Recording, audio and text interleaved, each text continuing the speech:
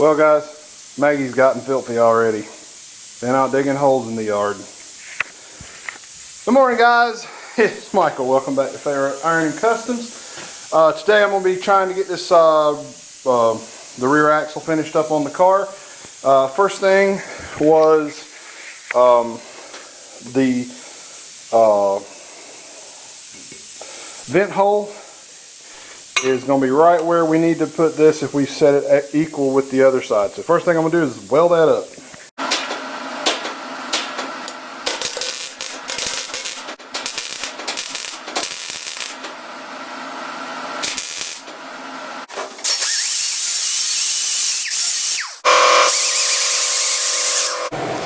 Alright guys, we got that set on the same amount of angle as the other side, 6.4. Just going to tack it in place. Oh, and it moved. Alright, let's regroup. Alright, she's tacked.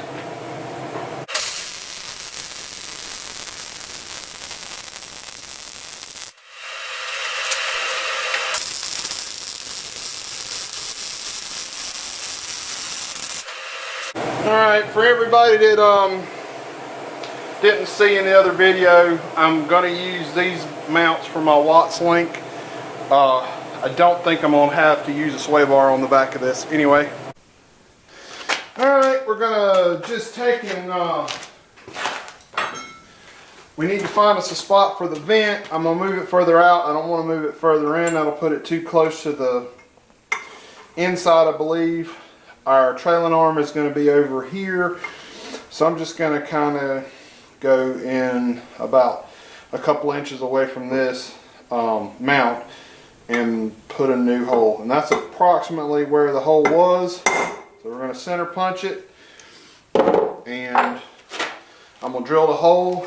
It's a 1/8 inch pipe tap, so I'm going to drill it. It's 21/64 is the bit size, and we'll get that drilled out and tapped. Alright guys, I'm about to tear down this rear end. I got this hole tapped.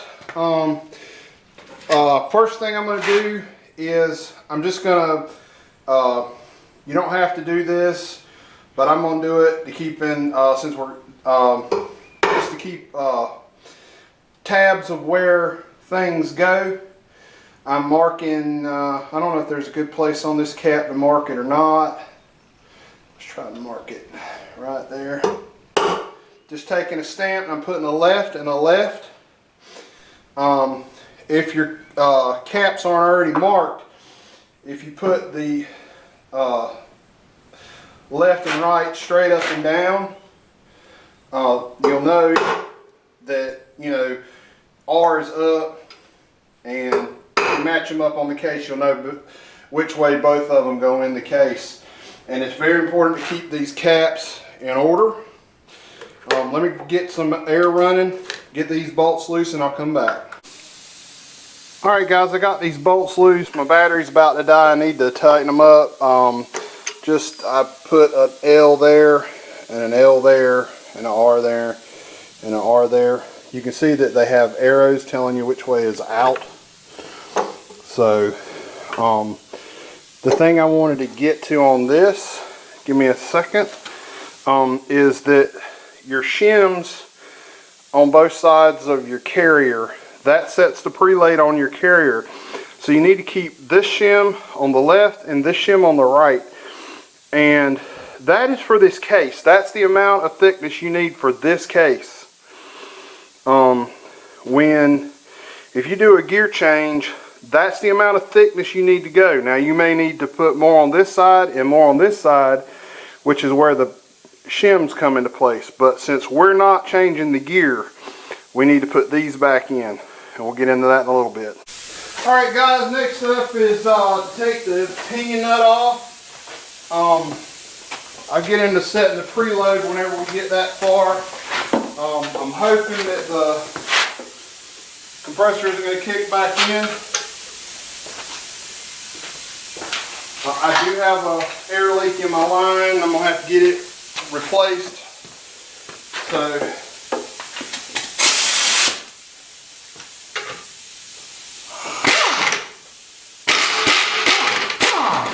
alright, was easy enough. Now what I usually do to get this out is, this is a lock nut. So you want to screw it right back down to the point where it's locking.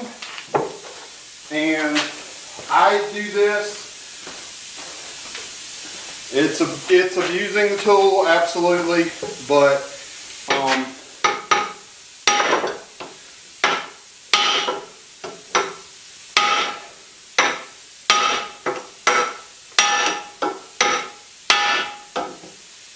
alright, I think that's as far as that's going to go.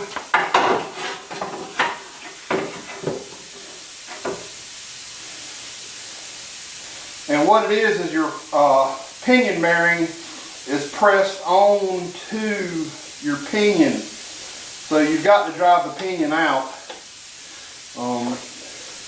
Let's see, get this.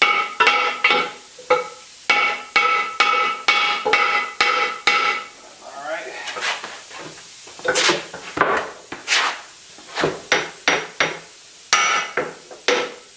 Oh!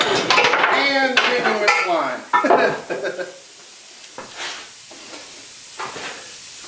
But it's all good. Yeah, it hit the ground, but it's fine. So what I was going to tell you is, if you're setting up a rear end, let me turn this off. Okay guys, like I said, there's a couple of things on your pinion. There's a shim in between the bearing and the pinion. So if you are going to change your ring gear and pinion, you want to press this off and find out what the thickness of that shim is, because this shim is what shim needs to go with this case. That's the thickness. The tool on this case doesn't care. That tells you what pinion shim you need. Doesn't care what ring gear and pinion you put in it. It cares about that case, if that makes any sense. The tool fits in the case, in the bearings, you turn it, slide a shim in there, and whichever shim fits is the one that goes for that case. So, if your pinion, and this one has no marks on it, I don't know if you can see that, but if it was, if there was something different about the pinion, the ring gear and pinion set, it would have like a +1 or a +2 or a -1 or a -2, and that would tell you what your case needed beyond this, or less than or more than this shim. So if you're changing a gear and the gear doesn't have a plus or a minus on it, it uses this shim to set it back up. Alright, other thing is, we don't have a new crush sleeve. Now what I normally do, if I'm putting a pinion seal in, I never take the crush sleeve out.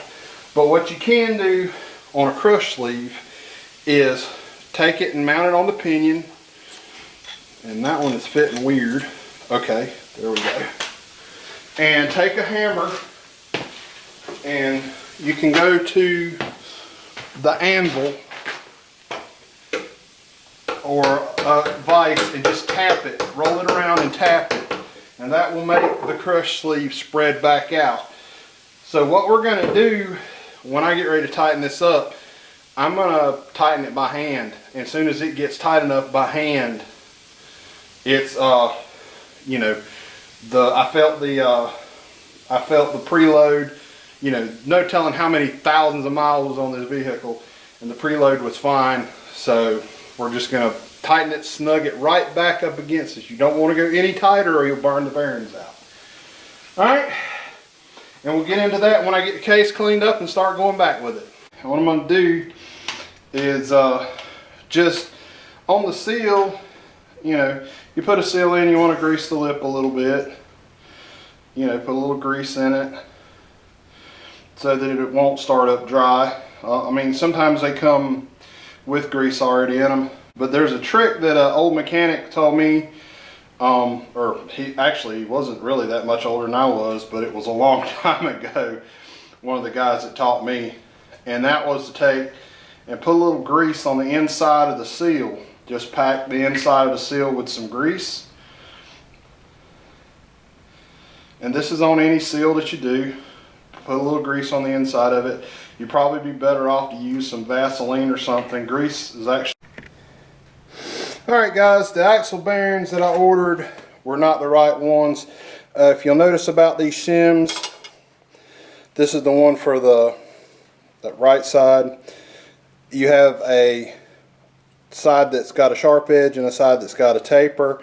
The sharp edge goes towards the bearing on both sides. Now what I like to do is, this may take a couple of shots and drop it on the floor. Like I said, these spacers are made out of cast iron, so you can't, you know, get them started and just beat them in there. It doesn't work like that. What you have to do is you have to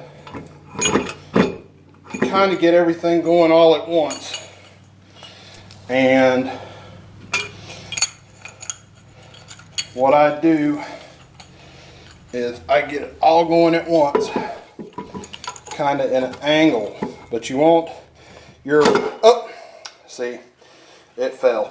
So, all right, now we got that. I may need a little more light than what I have. Get the cast iron down in the inside the housing a little better.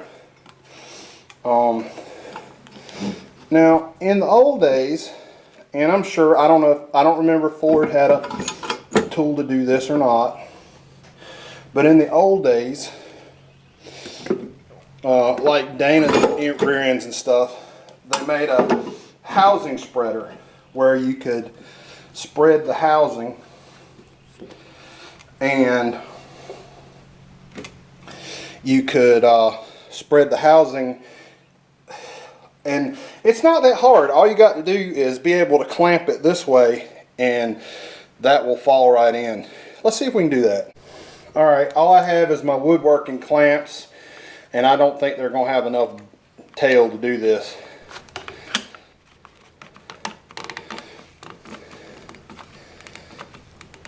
I don't think they are.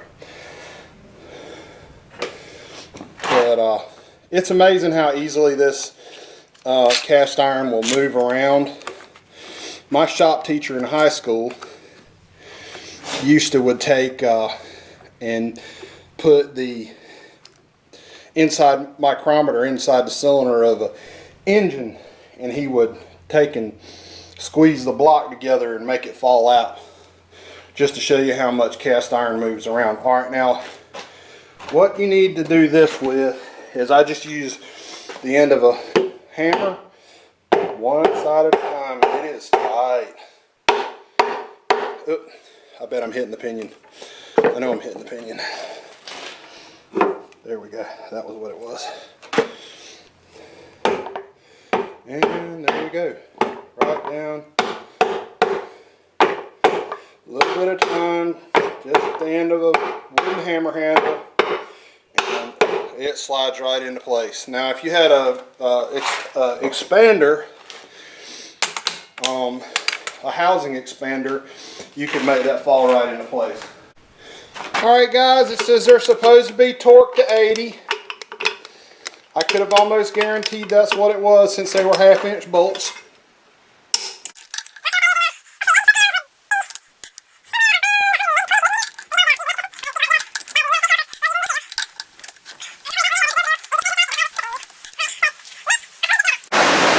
Alright guys, I'm going to try to talk over the rain. It says the backlash is supposed to be between 8 and 12. You want to hold the pinion to keep it from moving, and you just rock the ring gear back and forth, and it looks like it's about 10 thousandths of backlash, and I'd say that's dead nuts. Basically, the only thing you'd have if you were setting up a gear after this was to take the yellow lead paint the gear, and check your pattern on it. And like I said, since we know this has been together for, you know, thousands of miles, that it's gonna be okay. Anyway, like I said, that's gonna do it for this video. Like and subscribe, and I will see y'all next week.